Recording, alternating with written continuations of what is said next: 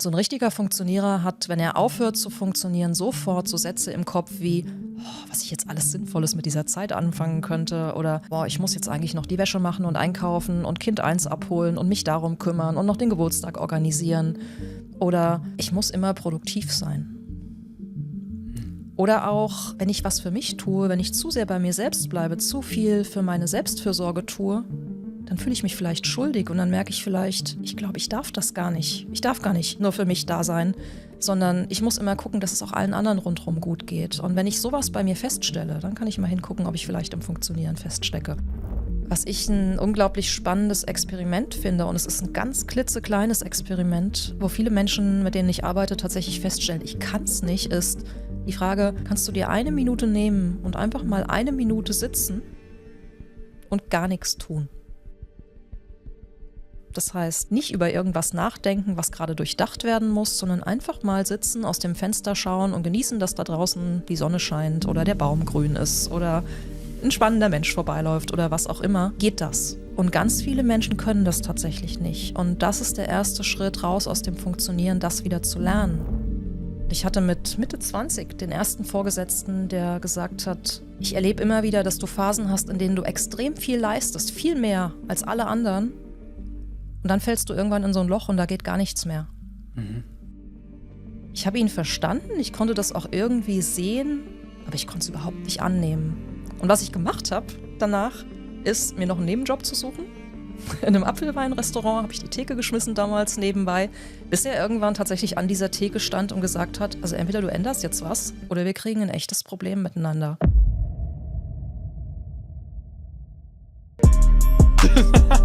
Super geiles Gefühl. Das ist kein Zufall. Den Menschen ist nicht klar, was da oben abgeht. Mindseed mit Leon Heimann. Herzlich willkommen beim Mindseed Podcast, einem Ort für mentale Gesundheit und persönliche Entwicklung. Schön, dass ihr dabei seid. Ich bin euer Host Leon Heimann. In dieser Folge spreche ich mit Kathleen Kunze, systemische Beraterin, Coach und Spiegel-Bestseller-Autorin über den sogenannten Funktionsmodus. Also den Zustand, in dem wir zwar leisten, aber uns selbst dabei immer mehr verlieren. Wir gehen der Frage nach, warum so viele Menschen denken, dauerhaft funktionieren zu müssen, welche Prägungen und Nervensystemmuster dahinter stecken und wie sich das langfristig auf unsere mentale und körperliche Gesundheit auswirkt. Kathleen teilt offen ihre eigene Geschichte und zeigt, wie wir wieder in Verbindung mit uns selbst kommen können, raus aus dem Dauerstress, zurück zu innerer Sicherheit. Wenn dir das Video und der Kanal hier gefallen, dann würde ich mich sehr darüber freuen, wenn du den Kanal einmal abonnieren würdest, denn das ist eine kostenlose und einfache Art und Weise, wie du uns hier tatkräftig unterstützen kannst. Danke an alle, die schon dabei sind und jetzt ganz viel Freude bei der Podcast-Folge mit Kathleen Kunze. Kathleen, du hast dein neues Buch über den Funktionsmodus geschrieben. Warum stecken heute gefühlt so viele Menschen in diesem Funktionsmodus und warum ist es so gefährlich für unsere mentale Gesundheit? Ich glaube, es stecken so viele Menschen im Funktionsmodus, weil wir darauf konditioniert worden sind, weil wir so geprägt sind, weil wir gelernt haben zu funktionieren. Und ich glaube, dass in heutigen Zeiten viele, viele Menschen dysregulierte Nervensysteme haben. Das heißt, sie sind ständig am Kämpfen oder am Vermeiden von Dingen oder passen sich sehr, sehr an andere Menschen an. Und eine Strategie, um das zu tun, weil wir damit natürlich Sicherheit herstellen, das ist ja das Ziel dahinter. Eine Strategie, um das zu tun, ist zu funktionieren. Um erfolgreich zu sein, um nicht mit unseren inneren Zuständen vielleicht in Berührung zu kommen, um uns an andere Menschen anzupassen, um das zu tun, was erwartet wird. Und viele Menschen machen das heute relativ unreflektiert. Das heißt, sie merken das gar nicht. Sie stecken da so drin, es ist so automatisiert, dass wir ständig am Tun sind, am Erledigen sind, am immer weiter funktionieren. Und das tut uns natürlich überhaupt nicht gut, weil auf die Dauer führt das dazu, dass unser Körper ausgelaugt wird, dass wir den Blick auf unsere Bedürfnisse verlieren, dass wir nicht mehr gut in der Lage sind, gute Verbindungen zu anderen Menschen herzustellen. Und mit der Zeit kostet es ganz viel unserer Kräfte, unserer Ressourcen und führt dazu, dass wir erschöpft sind, dass unsere Körper immer mehr Symptome zeigen, Verspannungen, Schmerzen an verschiedenen Stellen. Und langfristig gesehen hat das natürlich eine Auswirkung auf unser Immunsystem, auf den Körper und führt dazu, dass wir auch krank werden können. Und deswegen ist es so wichtig, da hinzuschauen. Funktioniere ich oder lebe ich mein Leben, so wie es mir gut tut? Und was zeichnet das Funktionieren aus? Also an sich ist es ja erstmal eine gute Sache, wenn man funktioniert. Ne? Man will ja auch, dass Sachen funktionieren und nicht, also wenn man jetzt von einem Gegenstand ausgeht, dann will man ja, dass der funktioniert. Man will ja nicht, dass der nicht funktioniert. Warum soll man dann aus dem Funktionieren rauskommen? Naja, es gibt ja gutes und schlechtes Funktionieren, um es mal so platt darzustellen. Und gutes Funktionieren heißt, ich bin in der Lage, da zu funktionieren, wo es wirklich nötig ist. Und wenn ich gut funktionieren kann, dann hat es ja ganz viele wertvolle Eigenschaften. Also ich kann Ziele erreichen, ich kann Herausforderungen bewältigen, ich kann stark sein da, wo es nötig ist. Ich schaffe es vielleicht auch, Emotionen mal für einen Moment beiseite zu packen, um Dinge in den Griff zu bekommen, um Dinge zu tun, die eben getan werden müssen. Und da steckt ganz viel Kraft drin, da steckt ganz viel Stärke drin, da steckt die Fähigkeit drin, immer wieder aufzustehen, wenn es notwendig ist, wenn es mal nicht so gut läuft im Leben, es in die Hand zu nehmen und weiterzumachen. Und das ist eine Fähigkeit, die tut uns allen gut, wenn wir die haben. Und dann gibt es aber eben auch das Funktionieren, wo wir nur noch in so einem Automatismus drin sind, wo wir nur noch rennen und tun und machen und für andere Menschen da sind. Und wo es eben nicht mehr gesund ist, wo es nicht mehr ausgewogen ist. Denn wir brauchen ja alle ein Gleichgewicht aus Sorge für uns selbst. Wir hatten es gerade, Selbstfürsorge und Sorge für andere Menschen.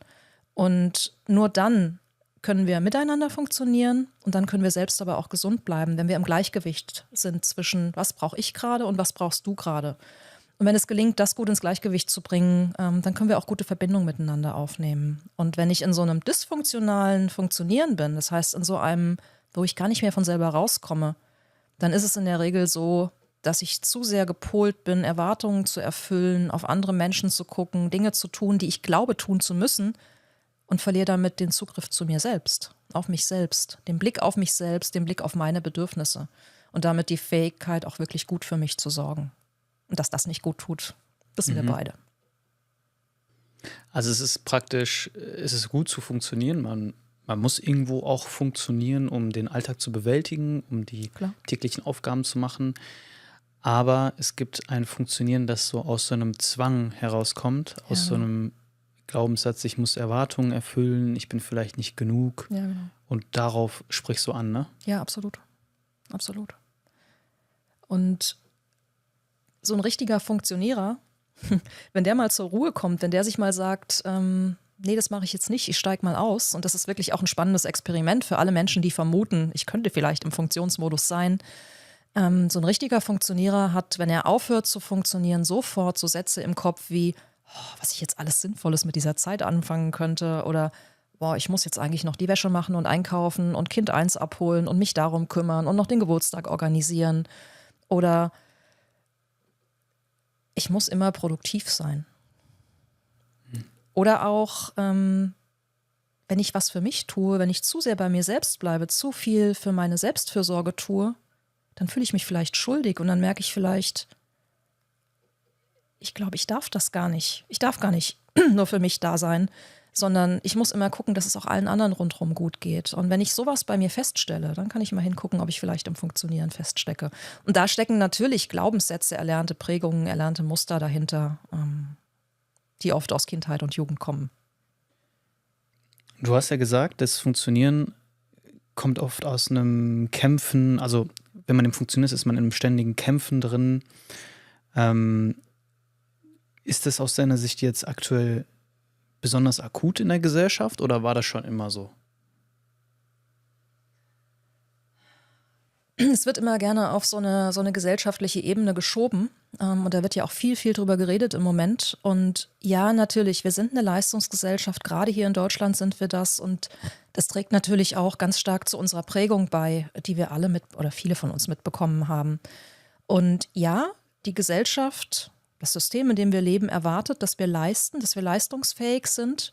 Aber ich persönlich glaube, es ist nicht nur das, sondern wir wachsen eben auch mit Erwartungen auf, die an uns gestellt werden und wir kommen einfach, ich meine, es wird an vielen Stellen, es gibt viele Bücher über das Thema, es wird an vielen Stellen drüber geredet, Wir kommen aus einer Kriegsgeneration unserer meist Großeltern, je nachdem wie alt wir sind. Und damals im Krieg hatten die natürlich überhaupt keine andere Chance, als zu funktionieren. Das heißt, da war Fühlen, was sich da so schlimm anfühlt, überhaupt keine Option, sondern da galt es, irgendwie zu überleben. Das heißt, wir kommen aus einer Zeit, wo das Nervensystem, das ja auf letztlich nur eine Funktion hat, nämlich für unsere Sicherheit zu sorgen, dafür zu sorgen, dass wir überleben können, in der unsere Nervensysteme hoch gefordert waren. Eine Zeit, in der wir kämpfen mussten, flüchten mussten an bestimmten Stellen oder uns eben unterordnen, unterwerfen mussten, anpassen mussten, um zu überleben, um sicher zu sein. Und diese Zeit prägt auch die Generationen, die heute erwachsen sind, noch. Einfach deswegen, weil natürlich unsere Großeltern oder Urgroßeltern dieses Funktionsmuster völlig unbewusst an ihre Kinder, unsere Eltern oder Großeltern übergeben haben. Und auch heute noch ist das letztlich ein Rahmen, in dem wir alle groß geworden sind, der von Erwartungen geprägt ist, der von einem Umgang mit Gefühlen, Emotionen geprägt ist, der gut sein kann, der nicht so gut sein kann. Und das hat uns geprägt. Und daraus haben wir gelernt, wie wir uns zu bewegen haben im Leben, wie wir zu sein haben, damit wir gut durchs Leben können, damit wir sicher sind. Und für manche von uns ist daraus eben so ein Funktionsmuster entstanden, wo ich weiß, solange ich funktioniere, so wie es von mir erwartet wird, oder so wie ich selber von mir erwarte, solange bin ich safe in dieser Welt, solange bin ich sicher. Und wenn ich mit so einem Muster groß geworden bin, dann ist es natürlich nicht so einfach, da wieder rauszukommen, weil das ist ja tief verankert. Wir machen eine ganz kurze Pause, in der ich euch einmal daran erinnern möchte, falls ihr das Video auf YouTube schaut, einmal auf den Like-Button zu klicken und falls ihr das Ganze über Spotify oder Apple Podcast anhört oder anschaut, uns einmal eine Bewertung für den Kanal zu hinterlassen. Damit unterstützt ihr uns und wir können weiterhin sicherstellen, die besten Leute hier in den Podcast zu holen und unsere ganze Energie hier reinzustecken. Danke für eure Unterstützung und jetzt zurück zur Folge. Bist du in so einem Muster gewesen? Ja, schon. Schon. Es hat ja einen Grund, dass du dich so intensiv damit beschäftigst. Und im Vorgespräch hattest du mir ja auch gesagt, du kennst es sehr gut, an diesem Ort zu sein. Ja. Wie sah deine Prägung aus? Und wie hat sich das dann bei dir entwickelt? Also ich bin ja groß geworden in der ehemaligen DDR. Ich war 13, als die Wende kam, 89. Das heißt, ich habe einige Jahre dieses Systems, in dem Menschen gut funktionieren mussten, mitbekommen. Und bei mir hat das, ich meine, ich habe es ja selber zwar erlebt, kann mich aber nicht gut erinnern, aber bei mir hat das offensichtlich früh im Leben angefangen. Also ich war sehr früh mit vielen Dingen dran. Meine Mutter sagt immer, ich hätte mit 8 Monaten schon unbedingt laufen wollen. Es gibt Fotos von mir, wo ich mit 4 Monaten in so einer Babywanne sitze, so aufgestellt mit den Händen am Rand, was, glaube ich, wenige Kinder in dem Alter machen. Und es zieht sich wirklich durch meine ganze Kindheit und Jugend. Ich war im Kindergarten immer die Erste, die Hand gehoben hat, wenn es darum ging, irgendwelche Theateraufführungen zu machen, beim Weihnachtsmann auf dem Schoß zu sitzen und den Sack mit aufzumachen und die Geschenke zu verteilen. Und ich war immer ganz weit vorne dran. Ich habe in der Grundschule unzählige Ämter übernommen. Ich war Wandzeitungsagitatorin damals.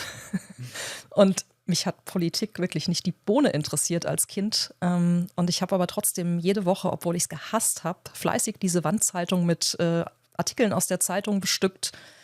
Bin dann stellvertretende, ich glaube, Klassensprecherin geworden. Ich habe Auszeichnungen bekommen für gute Leistungen in der sozialistischen Schule, die ganz wenige nur bekommen haben. Und ich hatte auf der einen Seite Freude am Lernen und auf der anderen Seite habe ich schon verdammt früh echt gut ins System gepasst. Und ich bin in einem Umfeld aufgewachsen, das grundsätzlich eigentlich sicher war. Und auch in einem System, was sicher war, wo aber von vornherein klar war, da muss geleistet werden. Und um ins System zu passen, musst du funktionieren, so wie das System dich braucht. Und das war im staatlichen System so. Ich habe die Pionierausbildung, noch die Anfänge der FDJ-Ausbildung damals mitgenommen. Und es war ganz klar, was die Erwartungshaltung ist. Und ich habe mich einfach gut reingepasst. Und ich komme auch aus einem Elternhaus, in dem es galt zu funktionieren, in dem nicht immer alles berechenbar war, in dem ich auch früh Verantwortung übernommen habe für das Wohlergehen meiner Eltern, für die Harmonie zwischen den beiden. Und das hat mich total geprägt natürlich. Und daraus habe ich gelernt zu funktionieren. Ich habe dann, als ich in der Pubertät war, das erste Mal in meinem Leben ziemlich rebelliert, um dann, als ich ins Berufsleben eingestiegen bin, wieder dahin zu kommen, zu merken, okay, und über Leistung kriege ich ganz, ganz viel Anerkennung und Wertschätzung. Und ich fühle mich besonders darüber. Und das war ich irgendwie auch. Und das hat mich total getrieben. Und ich hatte mit Mitte 20 den ersten Vorgesetzten, der gesagt hat, ich erlebe immer wieder, dass du Phasen hast, in denen du extrem viel leistest, viel mehr als alle anderen. Und dann fällst du irgendwann in so ein Loch und da geht gar nichts mehr. Und dann kommt die nächste Leistungsphase und dann kommt wieder das nächste Loch. Und er hat mir das damals in so einem Mitarbeitergespräch gesagt und ich habe ihn angeguckt und ich habe ihn verstanden, ich konnte das auch irgendwie sehen, aber ich konnte es überhaupt nicht annehmen. Und was ich gemacht habe danach, ist, mir noch einen Nebenjob zu suchen.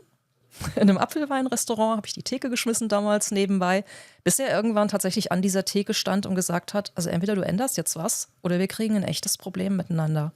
Und das war so das erste Mal, dass jemand mir sehr deutlich gesagt hat, du funktionierst viel zu sehr und das tut dir nicht gut und das tut uns als Firma auch nicht gut. Weil du weiterhin in diesen Extremen warst? Total. Okay. Und ich habe es nicht nehmen können damals. Und heute kann ich's total sehen. Aber warum warst du in diesen Extremen? Also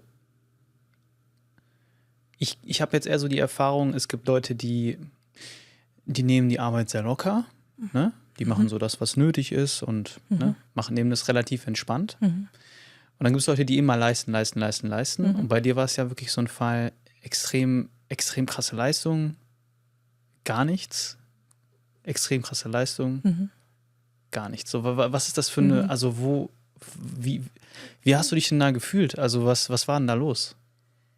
Also es war tatsächlich kein gar nichts, sondern selbst in meinen Tiefphasen habe ich noch mehr geleistet als die meisten Menschen. Also es war schon ein permanenter Leistungsmodus. Und was bei mir dahinter steckt, das ist vielschichtig, aber es sind, glaube ich, 2, 3 ganz wesentliche Dinge. Das eine ist, ich habe mich tatsächlich immer besonders gefühlt darüber, dass ich geleistet habe. Und dieses Gefühl, besonders zu sein, anders zu sein vielleicht als andere Menschen, war für mich aus irgendeinem Grund immer wichtig. Ich habe später im Leben festgestellt, dass wenn ich nicht leiste, dass da so eine ganz existenzielle Angst auftaucht, so ein, es könnte Schlimmes passieren. Und nur wenn ich immer leiste, nur wenn ich immer wirklich auf meinem Leistungspeak bin, kann ich dafür sorgen, dass das nicht passiert. Und das hat natürlich ganz viel mit einer Grundunsicherheit im Leben zu tun, die ganz vielen Menschen überhaupt nicht bewusst ist, wenn sie die haben. Und bei mir ist es irgendwann bewusst geworden und ich habe gemerkt, ja, da ist so ein innerer Antreiber, der treibt mich an, immer weiterzumachen. Und das hat vermutlich viel mit meiner Kindheit zu tun und mit der emotionalen Unsicherheit, die da auch manchmal war. Und irgendwann kam dann natürlich noch die Tatsache dazu, ich habe dann einen Sohn bekommen, ich war dann auch irgendwann alleine für ihn verantwortlich. Wir haben auch eine schwierige Geburt gehabt miteinander und dann kommen noch so schwierige, manchmal auch traumatisierende Erlebnisse im Leben dazu, die dich dazu bringen, immer noch weiter zu funktionieren, immer noch weiter zu leisten, einfach um Sicherheit und Kontrolle herzustellen.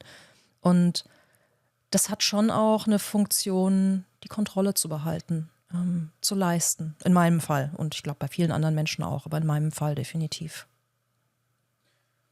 Okay, ich habe jetzt sehr gut verstanden, wo du warst, aber ich habe noch nicht so gut verstanden, wo das jetzt herkam. Also du hast gesagt, okay, das war so eine Umbruchszeit, wo du auch groß geworden bist und du hast noch gesagt, dass da eine gewisse emotionale Unsicherheit war in deiner Kindheit. Kannst du das vielleicht nochmal kurz ausführen? Weil ich glaube, da steckt wahrscheinlich auch nochmal ein Teil der Wurzel, abgesehen jetzt von diesem ganzen gesellschaftlichen Druck und den ganzen Umbruch, der damals stattgefunden hat, ne?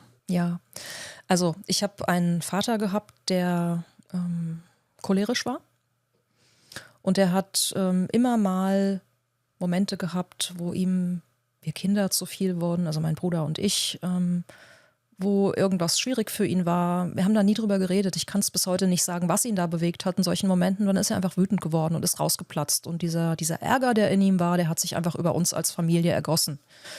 Und ich habe früh im Leben gelernt, mich anzupassen an der Stelle. Das heißt, anzupassen an die Bedürfnisse meines Vaters.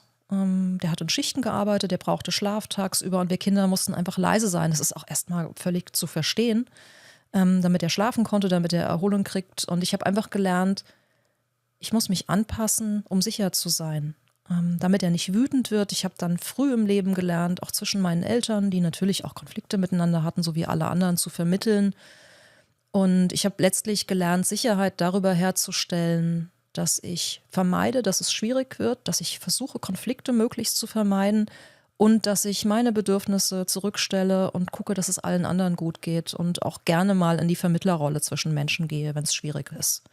Und das ist meine Art zu funktionieren, für andere da zu sein. Ich habe einen unglaublich guten Blick drauf. Wie ist die Stimmung im Raum? Was brauchst du gerade? Wie geht's dir gerade?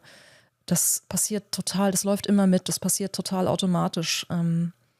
Das nehme ich wahr und ich habe dann auch so einen inneren Drang, was dafür zu tun, dass es den Menschen um mich rum, gerade denen natürlich, die wichtig sind, gut gehen kann. Und das lässt mich funktionieren. Nicht im Arbeitskontext, das ist ein anderes Thema, sondern auch im privaten Kontext. Das lässt mich viel dafür tun, dass es allen gut gehen kann und erstmal den anderen, bevor es mir gut geht. Und das ist was, da habe ich viel, viel Zeit und Arbeit investiert, um dieses Muster erstmal bewusst zu kriegen und es dann nach und nach runterzufahren und wieder mehr zu mir selbst zu finden. Und ich weiß heute, ich war lange Jahre meines Lebens in einem nervensystemseitig sehr, sehr hoch aktivierten Zustand, ständig am Scannen, ständig am unruhig sein und gucken, was ist da gerade. Und das tut natürlich so einem Nervensystem und auch einem Körper überhaupt nicht gut. Und für mich war es ein echter Weg, wieder in die Ruhe, in die Stille zurückzufinden, das überhaupt aushalten zu können. Okay, also du warst dann in diesem Funktionsmodus, ne? Hast ja gesagt, auch sogar, wo du dann deinen Sohn bekommen hast und ne, weitere Erlebnisse hattest und du warst ständig in dieser Unruhe, in dieser Angespanntheit und hattest auch dann sogar noch zunehmend das Gefühl, dass du immer weiter leisten musst. Wann kam denn so zum ersten Mal die Realisation, dass du im Funktioniermodus warst? Weil da warst du ja noch drinnen und hast es ja noch gar nicht gesehen. Ich glaube, das erste Mal so richtig, richtig bewusst kam mir das im ersten Jahr, als mein Sohn auf der Welt war. Denn ich habe eine extrem schwierige Schwangerschaft gehabt. Ich habe in der Schwangerschaft, für mich war der berufliche Kontext, glaube ich, immer so der Ausgleich zum Funktionieren im Sinne von für andere Menschen da sein im privaten. Und im beruflichen Kontext habe ich funktioniert, weil ich da ein Gefühl von Wert und Anerkennung, Wertschätzung bekommen habe und einfach gemerkt habe, oh, da kann ich echt was bewirken über das, was ich tue. Und das war für mich so, glaube ich, und ist bis heute so ein Stück Ausgleich zur privaten Seite. Das musst du noch mal kurz erklären. Also inwiefern hat die Arbeit das Private ausgeglichen? Arbeit hat mir schon immer ein ganz starkes Gefühl von Sinn gegeben, von Wirksamkeit, von da kann ich was bewegen, da kann ich was mit Menschen machen, da kann ich Ziele erreichen und da entsteht was miteinander. Und im privaten Umfeld habe ich viel, viel, viel gegeben, um banal ausgedrückt andere glücklich zu machen, dafür zu sorgen, dass es allen gut gehen kann. Und das ist natürlich ein Feld, da kann ich ganz viel beeinflussen für andere Menschen, aber wenig für mich selbst. Das heißt, so ein Gefühl von Selbstwirksamkeit, auch für mich irgendwie so Erfolg zu spüren, was Wirksames zu spüren. Das hat da, glaube ich, lange Zeit so ein Stück gefehlt. Und das habe ich da bekommen, das habe ich im beruflichen Kontext bekommen. Und deswegen war das für mich immer, es waren zwei Gegenpole auf der einen Seite und auf der anderen Seite aber auch was sich so gegenseitig gut ausgeglichen hat.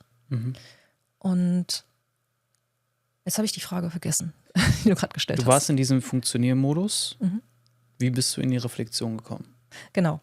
Und dann bin ich schwanger geworden, hatte eine extrem schwierige Schwangerschaft und ich habe in der Schwangerschaft doppelt so viel gearbeitet wie vorher, weil ich das Gefühl hatte, den Anforderungen meiner Auftraggeber ja dann zukünftig nicht mehr gerecht werden zu können. Also auch da war ja dieses, ich muss so sein, wie die anderen mich brauchen.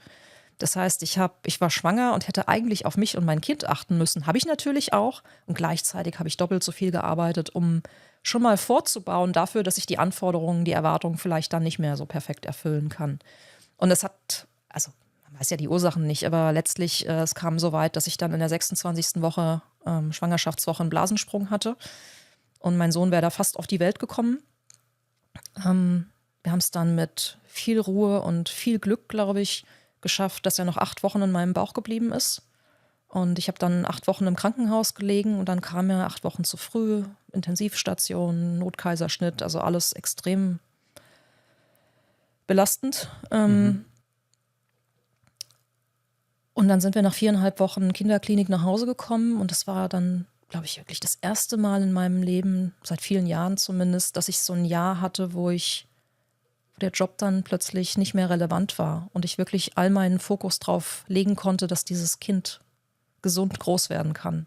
Und natürlich habe ich auch dafür wieder funktioniert, aber mir ging es wirklich gut in dem Jahr.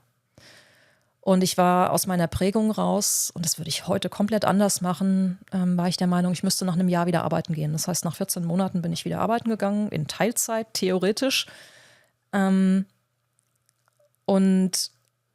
habe aber effektiv mehr als Vollzeit gearbeitet, indem ich morgens unglaublich früh aufgestanden bin, dann irgendwann meinen Sohn wach gemacht habe, für den Kindergarten bereit gemacht habe, dann war der bis 2 im Kindergarten, ich war so lange auf der Arbeit, dann haben wir den Nachmittag zusammen verbracht und abends habe ich dann bis spät in die Nacht wieder gearbeitet. Das heißt, ich hatte extrem wenig Schlaf in der Zeit, quasi keine Selbstfürsorge und habe für beide Lebenssphären funktioniert, fürs Private, für meine Familie und für die Arbeit und bin dann relativ schnell in dieser Doppelbelastung ziemlich krank geworden. Das heißt, es fing an mit ganz schlimmen Halsentzündungen, also wirklich so, habe ich nie im Leben vorher so gehabt. Dann haben sich Zähne entzündet, dann habe ich irgendwann Panikattacken gekriegt, eine Panikstörung entwickelt und irgendwann kam der Hautkrebs dazu. Also mein Körper hat wirklich mit allen Mitteln gesagt, das geht so nicht mehr.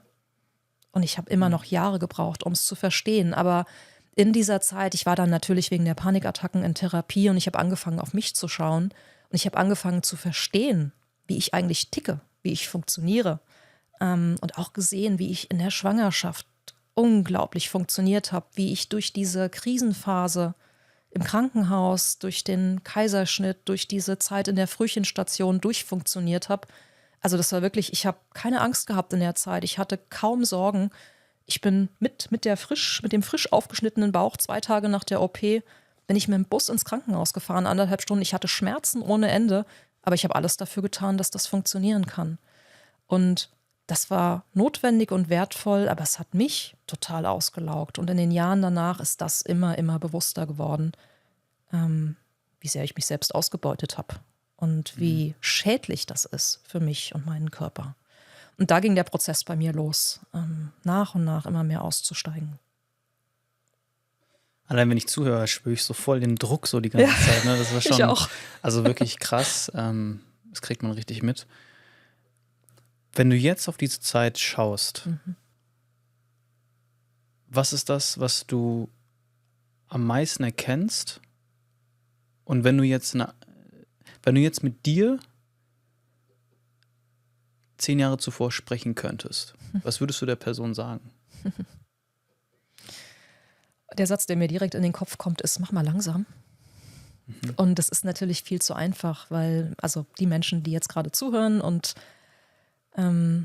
selber gut im Funktionieren sind, wissen, dass das Aussteigen ja gar nicht einfach ist. Das kann man nicht einfach auf Knopfdruck sagen, so und jetzt mache ich mal langsam und jetzt mache ich das anders, sondern da stecken ja wirklich tief erlernte Prägungen dahinter. Und was ich, glaube ich, meinem damaligen Ich aus heutiger Sicht sagen würde, ist, schau mal, wie du für alle anderen funktionierst. Schau mal, wie du dich verausgabst für Menschen, gerade vielleicht auch im beruflichen Kontext damals, die deine Auftraggeber sind, aber nicht die Menschen, die dich dein Leben lang begleiten werden. Und schau mal, wer im Gegenzug zu all dem, was du gibst, auch für dich da sein würde oder vielleicht auch gerade ist in diesen schwierigen Phasen des Lebens und der dich hält, der dir Halt gibt, dich unterstützt und für dich da ist. Und dann schau mal drauf, für wen du wirklich funktionieren magst und was du selbst vielleicht auch brauchst. Und ich habe heute noch Momente, und das ist wirklich, da zeigt sich total meine Prägung. Ich habe gerade vor 2 Tagen wieder so einen gehabt. Es gibt Momente, ich bin ja immer stark. Ich kann ja immer ganz gut mit allem alleine klarkommen und das tue ich heute nicht mehr, zumindest nicht flächendeckend. Aber diese Prägung, die ist natürlich in mir. Und es gibt Momente, da tun Menschen was für mich und ich merke, in solchen Momenten kommen manchmal die Tränen. Das fängt dann einfach an zu fließen, einfach deswegen, weil es so schön ist und manchmal tatsächlich emotional überwältigend zu spüren, da ist jemand da, dem ist es wirklich wichtig, für dich da zu sein. Und das macht immer noch was mit mir, wenn das passiert. In manchen Momenten, nicht immer, aber manchmal. Und da zeigt sich so eine Prägung. Und für mich war das echt ein Weg, überhaupt zu lernen, Hilfe anzunehmen, nach Hilfe zu fragen, noch viel schlimmer. Und zuzulassen, dass auch jemand für mich da ist und nicht immer nur ich für alle anderen. Würdest du das als People-Pleasing beschreiben? Ja, klar. Das ist der populäre Begriff dafür, ja. In der Nervensystemsprache ist es der Fawn-Modus. Das ist der Modus, in dem wir gelernt haben, uns unterzuordnen, im schlimmsten Fall uns zu unterwerfen, den Wünschen, den Bedürfnissen, den Erwartungen anderer Menschen. Und ja, da bin ich total, also aus der Nervensystemsicht habe ich 2 Überlebensstrategien. Das eine ist das Fawnen, das heißt das Anpassen, das Unterordnen an das, was andere Menschen brauchen. Und auf der anderen Seite das Flüchten, das Vermeiden, dann, wenn das nicht mehr funktioniert. Und wenn wir aufs Nervensystem schauen, haben die meisten Menschen 1 bis 2 primäre Überlebensstrategien im Lauf ihrer Kindheit und Jugend entwickelt, die letztlich helfen, sich sicher zu fühlen im Leben. Das heißt, das People-Pleasing ist sozusagen eine Form, wie man funktionieren kann. Gibt es da noch andere Formen? Ja, absolut. Also wenn wir mal aus der Nervensystemsicht jetzt mal ganz strukturiert drauf schauen, dann gibt es in Summe ja 4 große Überlebensstrategien. Das ist das Kämpfen. Das sind die Menschen, die gelernt haben, für die Dinge zu kämpfen, die sie brauchen, damit sie sich sicher fühlen können. Das ist das Flüchten. Das sind die Vermeider unter uns. Das heißt, das sind die Menschen, die zum Beispiel vor inneren Zuständen, vor Gefühlen, vor Konflikten, vor schwierigen Situationen eher weglaufen, die versuchen zu vermeiden, indem sie sich ablenken, indem sie viel arbeiten zum Beispiel. Und damit dafür sorgen, dass sie den Dingen, die schwierig sind, die vielleicht überfordernd wirken, gar nicht ausgesetzt sind. Dann gibt es den Freeze-Modus. Das sind die Menschen, die ganz körperlich einfrieren. Das heißt, die in so eine Erstarrung fallen, dann, wenn es ganz schwierig wird und bedrohlich erscheint. Und dann gibt es die Fawner unter uns, also den Fawn-Modus. Das sind die, die sich, wie gesagt, anpassen und unterordnen. Das heißt, die ihre eigene Sicherheit darüber herstellen, dass sie die Verbindung zu anderen Menschen sicherstellen. Fawn? Fawn, genau. F-A-W-N. Aber Englisch dann, ne? Genau. Okay, ich kenne das Wort überhaupt nicht. Das heißt, Fawn heißt? Letztlich ist es Unterordnen. Unterordnen. Genau. Und das ist das, was wir populärer unter dem Begriff People-Pleasing kennen. Das heißt, du warst im Fawn-Modus, im Unterordnungsmodus. Ja, total. Okay. Das ist interessant, weil ich sehe mich auch stark im Funktionieren, tatsächlich. Und ich bin aber eher in diesem Kämpfmodus, glaube ich. Und es liegt daran, aus meiner Sicht, dass ich schon früh auch auf mich allein gestellt war und einfach mit den Emotionen und so klarkommen musste, mit denen ich konfrontiert war in mir selbst. Und ich habe irgendwie mich immer durchgekämpft. So. Und es war irgendwie auch nie einfach für mich. Also in der Schule war es nicht einfach für mich, durchzukommen. Ich bin auch einmal sitzen geblieben damals in der 6. Klasse oder so. Auf dem Gymnasium und dann in der Uni war es auch nicht immer einfach für mich, aufgrund von verschiedenen Sachen. Also teilweise habe ich auch falsche Prioritäten gesetzt. Ich wusste nicht, wie man richtig lernt und ich habe einfach irgendwie anders gelernt und es hat aber nicht funktioniert. Ich habe teilweise für einen Monat für eine Klausur gelernt und wirklich da jeden Tag gesessen und gekämpft, ja. Und dann trotzdem durchgefallen und dann nochmal und am Ende habe ich es aber dann immer geschafft. Also ich habe dann auch meinen Bachelor gemacht, ich habe dann auch noch meinen Master gemacht und ich war dann auch im Konzern, was ja auch so das ist, was dann alle toll fanden in der Familie. Guck mal, Leon arbeitet in einem großen, angesehenen Konzern. So weißt du, ich habe mich da irgendwie so immer durchgekämpft und auch auf der Sportebene. Und ich sehe mich da irgendwie immer noch. Also jetzt mit dem Podcast habe ich es jetzt ja auch gerade geschafft, dass ich den aufgebaut habe. Und ich merke aber, ich kämpfe so die ganze Zeit. Und manchmal hat man dann das Gefühl, also es ist natürlich nicht alles schlecht, ne? Es hört sich jetzt gerade so an, ne? Also es ist ja, es fühlt sich ja auch gut an, ne? Du bekommst auch das, was du möchtest. Du bekommst, wie du gesagt hast, die Anerkennung. Du fühlst dich irgendwo auch, dass du was Sinnvolles tust, weil du merkst, du kannst Menschen auch helfen und so weiter und so fort. Aber auf der anderen Seite merkst du, irgendwie fehlt da auch was. Weil du bist die ganze Zeit im Tun Ja, genau. und beispielsweise ist da nicht viel Privatleben oder, ne? Und das geht natürlich auch gar nicht anders, weil wenn du auf diesem Level das halten möchtest, musst du da ja auch bleiben. So, das heißt, du bist eigentlich in einer ständigen Ambivalenz von, ja, du möchtest es schaffen, was du dir gerade vorgenommen hast. Und gleichzeitig möchtest du vielleicht aber auch einfach mal nichts machen. So. Und beides geht aber nicht. Und dann spürt man sich in so einer ständigen Ambivalenz. Und ich kann mir vorstellen, dass sich ja viele Zuhörerinnen da befinden. Das heißt, sie sind im Funktioniermodus, muss ja nicht nur beruflich sein, wie du gesagt hast, kann ja auch privat sein, Klar. dass man das Gefühl hat, man muss ständig irgendwie etwas aufrechterhalten, ne? Irgendwelche Beziehungen oder man hat sich irgendwelche Verbindlichkeiten angeschafft, ja, Kredite oder was auch immer. Das heißt, man hat sich ja fast schon sein eigenes Gefängnis auch Exakt, ich gebaut. muss so, ja ne? jetzt funktionieren. Ja, Genau, ich kann ja also gar nicht anders. Wenn ich jetzt aufhöre, dann fällt hier das Kartenspiel zusammen. Das ist ja eine extreme Stresssituation. Total. So. Wie geht man damit um? Oh, jetzt hast du aber ganz schön viel gesagt. Das muss ich erst mal sortieren.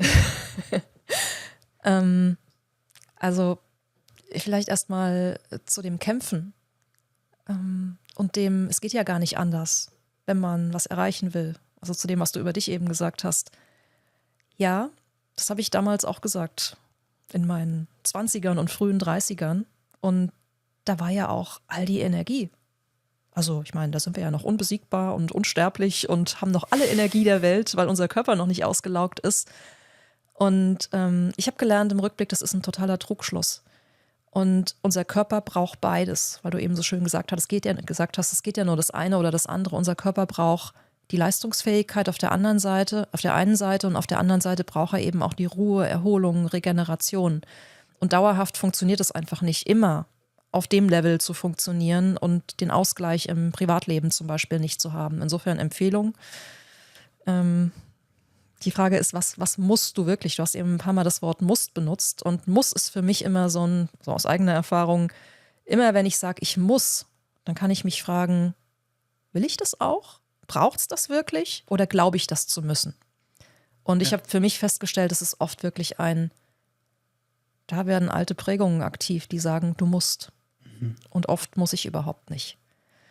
Und die Frage ist ja, was ist dann eigener Anspruch, was ist Erwartung von außen, was habe ich auch gelernt tun zu müssen und wo kann ich es schaffen, tatsächlich was einzubauen in mein Leben, was mir gut tut. Einfach nur Freude bereitet, einfach nur Spaß macht. Und ich weiß, das, was du tust, das, was ich tue, das macht total viel Freude und Spaß und es gibt unglaublich viel Gefühl von Sinn und reicht trotzdem alleine nicht aus. Und die Frage war ja, was kann ich tun, was sollte ich tun, wenn ich mich da ertappe in diesem ständigen Funktionieren? Und was ich ein unglaublich spannendes Experiment finde, und es ist ein ganz klitzekleines Experiment, und wo viele Menschen, mit denen ich arbeite, tatsächlich feststellen, ich kann es nicht, ist die Frage, kannst du dir 1 Minute nehmen und einfach mal 1 Minute sitzen und gar nichts tun. Das heißt, nichts tun, auch nicht drüber nachdenken, was als nächstes dann nach dieser Minute zu tun ist, nicht über irgendwas nachdenken, was gerade durchdacht werden muss, sondern einfach mal sitzen, aus dem Fenster schauen und genießen, dass da draußen die Sonne scheint oder der Baum grün ist oder ein spannender Mensch vorbeiläuft oder was auch immer, geht das. Und ganz viele Menschen können das tatsächlich nicht. Und das ist der erste Schritt raus aus dem Funktionieren, das wieder zu lernen. Und es kann sich gut anfühlen, einfach mal nichts zu tun. Und so ein richtiger Funktionierer, der kann das tatsächlich nicht, der hat das verlernt. Mit welchen Problemen kommen die meisten Menschen zu dir? Also die meisten Menschen, die zu mir kommen, kommen tatsächlich mit einem dysregulierten Nervensystem. Das heißt, die kommen mit körperlichen Symptomen, mit Verspannungszuständen, mit Schmerzzuständen, mit psychischen Diagnosen, die sie bekommen haben, wegen der sie in der Regel auch in Therapie sind und trotzdem irgendwie nicht so richtig weiterkommen. Und in der Regel sind das Menschen, die viele, viele, viele, viele Jahre in ihrem Leben funktioniert haben, Menschen, die viele Jahre in ihrem Leben sich angepasst haben an das, was andere brauchen, Menschen, die viele Jahre in ihrem Leben gekämpft haben, viele Jahre in ihrem Leben geflüchtet sind vor bestimmten Dingen, die nicht gut mit Konflikten umgehen können, die sich mit Ängsten rumplagen. Das heißt, Menschen, die lange Jahre, ohne es zu merken, in einem inneren Zustand waren, der eben nicht mehr im Gleichgewicht war. Und irgendwann ist der Körper dann so laut, dass sie realisieren, und ich meine, ich kenne es ja selbst, ich war da ja auch, es hat ja auch Jahre gedauert, bis ich es überhaupt gemerkt habe, was mein Körper mir sagen will, die dann irgendwann merken, okay, alles, was ich bis jetzt versucht habe, funktioniert so nicht und irgendwie muss ich was verändern in meinem Leben. Und das ist der Punkt, an dem dann Menschen zum Beispiel zu mir kommen und fragen, was kann ich denn noch tun? Hast du ein Beispiel von einer Person, die zu dir kam mit diesen auch physischen, psychischen Beschwerden, was du dann mit dieser Person gemeinsam gemacht hast und wie sie dann ihr Leben so aufgebaut hat, dass sie nicht mehr unter diesem Druck leidet? Ja, ich würde jetzt erstmal gar nicht so sehr auf Einzelpersonen gehen, sondern ich habe ja einen Regulierungskurs, wo Menschen mit mir gemeinsam 2-mal die Woche nur für eine halbe Stunde mit somatischen Bewegungsübungen sich auf der Körperebene regulieren. Und wir haben danach auch eine Austauschrunde, das heißt, da erzählen viele auch ihre persönlichen Geschichten, ihre persönlichen Erfahrungen, gehen auch in den Austausch, in die Vernetzung miteinander. Und ganz viele davon, die neu einsteigen, also viele sind wirklich schon lange dabei, und viele, die neu einsteigen, tun sich am Anfang unglaublich schwer damit, in diese ruhigen Bewegungen reinzukommen. Das heißt, überhaupt zulassen zu können, dass der Körper in die Ruhe kommt, dass der nicht ständig aktiv ist, nicht ständig am Tun ist, wir nicht ständig am Denken sind, sondern dass wir wieder auf so ein Level kommen von, jetzt bewege ich einfach mal den Arm extrem bewusst und langsam, ganz achtsam, hoch und runter, spür, wie die Luft dran lang streicht, spür, was da im Arm passiert, wenn der sich bewegt und komme in Verbindung mit meinem Körper. Das heißt, ich nehme überhaupt erstmal wieder wahr, wie fühlt denn sich das an, wenn ich mich so bewege? Wie fühle ich mich eigentlich gerade emotional? Was denke ich eigentlich gerade? Und auf diese Ebene des Bewusstseins zu kommen, also überhaupt erstmal wieder wahrzunehmen, was passiert denn da in mir? Das haben ganz viele von uns total verloren. Und was wirklich faszinierend ist auf dem Weg, wenn dann Menschen, was auch immer, 1, 2, 3 Monate, manchmal auch länger dabei sind, dann fangen sie an, sich mitzuteilen, Erfahrungen zu teilen, im Austausch miteinander. Und dann höre ich so Sätze wie, und ich habe eine total andere Verbindung zu mir selbst inzwischen. Und ich kann inzwischen aushalten, wenn sich's mal irgendwie nicht so gut anfühlt. Und ich weiß auch, ich bin damit gar nicht alleine. Und mir tut das so gut, hierher zu kommen und einfach runterzufahren. Wenigstens für diese halbe Stunde und zu merken, wo stehe ich denn eigentlich gerade? Wie geht's mir eigentlich gerade? Und ganz viele von uns können diese Frage, wie geht's denn mir eigentlich gerade? Im Denken, im Fühlen, im Körper nicht wirklich gut beantworten. Also da kommt dann vielleicht so ein gut oder nicht so gut. Aber das mal zu differenzieren, mal konkret reinzugehen, ja, wo im Körper spüre ich denn gerade, dass sich's nicht so gut anfühlt? Das ist eine Fähigkeit, die wir echt lernen können und viele auch müssen, um wieder in Verbindung zu sich selbst zu kommen. Und nur dann haben wir eine Chance, wieder auf die Ebene unserer Bedürfnisse zu kommen. Und mir fällt jetzt gerade eine Klientin ein, die irgendwann gesagt hat, ich weiß eigentlich gar nicht, was ich will vom Leben. Und jetzt langsam dahin kommt, dass sie merkt, ja doch, ich komme wieder in Kontakt mit mir selbst und meinen Bedürfnissen und dem, was mir wichtig ist und dem, was ich auch nicht will und dem, was ich will. Und das können wir nur schaffen, wenn wir auf die Körperebene wiederkommen und wenn wir wieder eine Verbindung zu uns selbst aufbauen. Und das ist, glaube ich, die große Veränderung, überhaupt erstmal wieder wahrzunehmen, was passiert bei mir im Körper, in Kontakt zu kommen mit den eigenen Bedürfnissen, aber auch mit den eigenen Prägungen, Glaubenssätzen, mit dem, was mich bewegt, immer wieder weiter zu funktionieren und dann irgendwann bewusste Entscheidungen zu treffen für mich, für meine Bedürfnisse und zu sagen, und jetzt brauche ich gerade das und deswegen tue ich das, weil ich weiß, das wird mir gut tun. Und gehe mal kurz raus aus dem Funktionieren. Und dann entsteht auf dem Weg Selbstmitgefühl. Und das ist letztlich so die Kür des Ganzen. Und das war auch bei mir ein ganz spannender Prozess.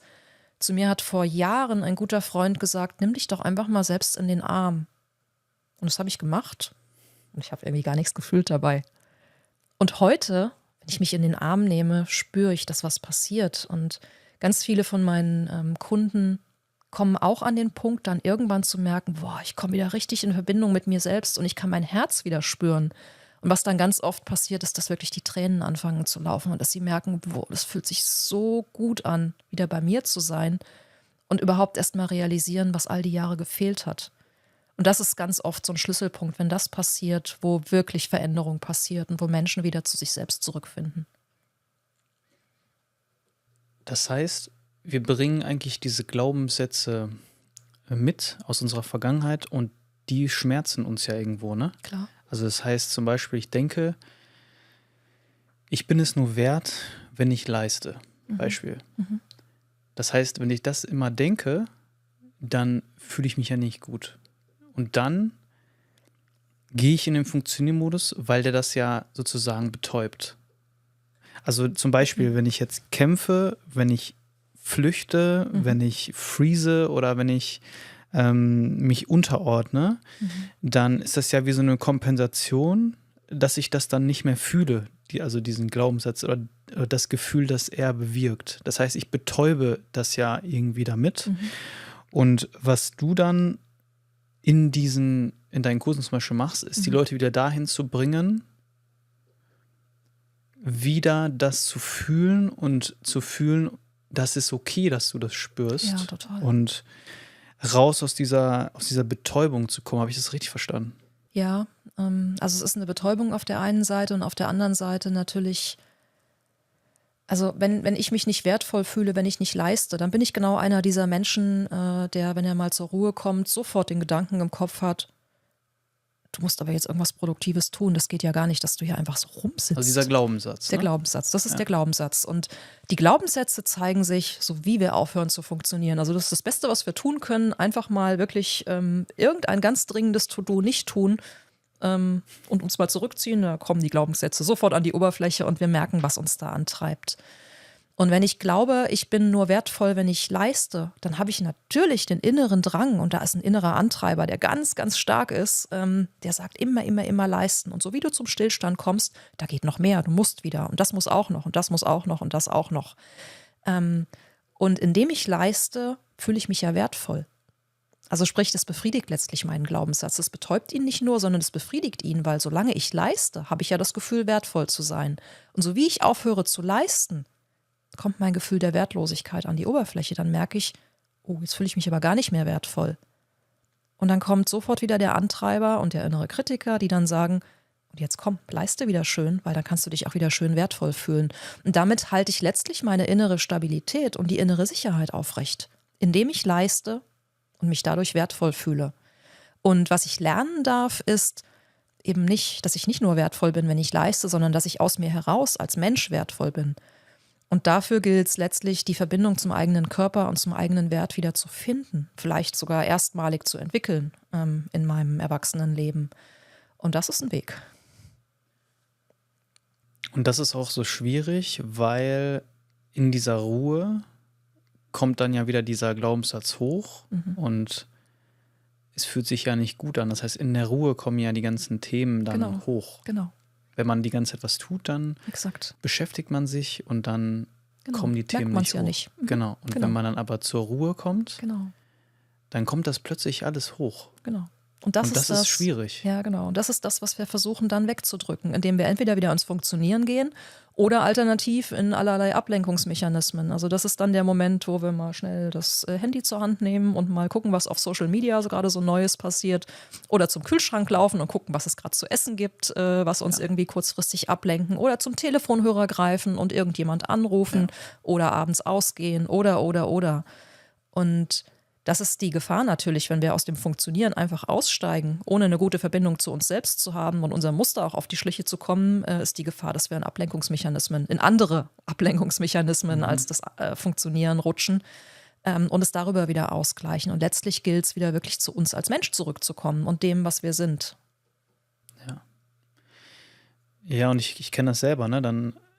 Das ist fast, also eigentlich fühle ich mich in der Ruhe nicht schlecht, ne? Ich fühle mich da eigentlich ganz gut. Aber manchmal bin ich so daran gewöhnt, dass ich jetzt so viel Reize bekomme, dass ich dann ich möchte auf diesem Reizlevel bleiben. Kennst du das? Dann greife ich zum Handy, rufe an, während ich am Kochen bin und dies und das. Und habe so viele Stimuli, dass ich in diesem Modus bin. Aber eigentlich weiß ich dann schon, das fühlt sich nicht gut an. Aber es ist wie so eine, Sucht ist übertrieben, aber es ist wie so, du willst es jetzt gerade. Du fühlst dich da gerade so wohl. Warum auch immer. Eigentlich, wenn du mal darüber nachdenkst, wäre es jetzt besser, wenn du einfach nur eine Sache machst und mal zur Ruhe kommst. Aber wir sind auch in so einer schnelllebigen Welt, die uns die ganze Zeit Reize gibt und wir gewöhnen uns daran. Total. Und wir haben dann schon das Gefühl, ich verpasse vielleicht sogar was oder ich genieße irgendwie auch diese Reize, die von allen Ecken kommen. Weißt du, was ich meine? Ja, total. Ja, also auf der einen Seite ist es natürlich so, dadurch, dass wir so leistungsorientiert leben auf der einen Seite, aber vor allem noch viel mehr dadurch, dass wir Handys haben, dass wir ständig online sind, dass wir ständig immer wieder neuen Input reinbekommen, hat sich unser Gehirn natürlich leider total dran gewöhnt, permanent diese Reize zu haben und zu empfangen. Und du hast eben gesagt, wie eine Sucht, aber eigentlich ist es das ja nicht. Doch, genau das ist es. Es ist tatsächlich eine Sucht nach immer dem nächsten Dopaminkick im Gehirn. Und das ist leider was viele Menschen heutzutage mit sich rumtragen. Und das ist genauso wie eine Substanzsucht. Wir sind halt süchtig nach diesem ständigen Kick. Und um da rauszukommen, dürfen wir genauso einen Entzug machen, wie wir das mit irgendwelchen substanzgebundenen Süchten auch tun müssen. Und im Funktionieren ist es aber nicht nur dieses Sucht, also das ist natürlich auch wie ein Suchtverhalten, da ist es aber nicht nur die eigentliche Sucht, sondern da stecken ja wirklich auch Prägungen dahinter. Das heißt, wenn ich immer funktionieren muss, dann stecken da einfach Erfahrungen, die ich gemacht habe, dahinter, die dazu geführt haben, dass ich auf diesem Level auch bleiben will und innerlich auch muss, ohne dass mir das vielleicht bewusst ist. Und denen gilt es, auf die Schliche zu kommen. Und ich habe so ein kleines Tool, was ich mit meinen Kursteilnehmern im Funktionieren-Kurs immer wieder mache, finde ich super, super hilfreich. Da nehmen wir einfach 2 Gegenstände, einen in die linke Hand, einen in die rechte Hand. Und die rechte Hand steht zum Beispiel für das Funktionieren, für den Funktionsmodus. Und die meisten von uns, die länger im Funktionieren sind, haben ja so eine Gegenreaktion, eine Erschöpfung zum Beispiel oder vielleicht auch was anderes. Und der Gegenstand in der linken Hand steht genau für diese Erschöpfung im Beispiel. Und dann kann ich mal die Augen für einen Moment zumachen und einfach mal fühlen. Also mich mit dem Funktionieren verbinden, mich mit der Erschöpfung verbinden und mal gucken, wie schwer wiegen die denn eigentlich gerade. Und es ist total faszinierend, wie wir das verkörpern können. Wir spüren dann wirklich, wie diese Gegenstände total schwer sind in unserer Hand oder vielleicht auch gerade gar nicht, wie die Hand vielleicht sinken will, vielleicht nach oben will.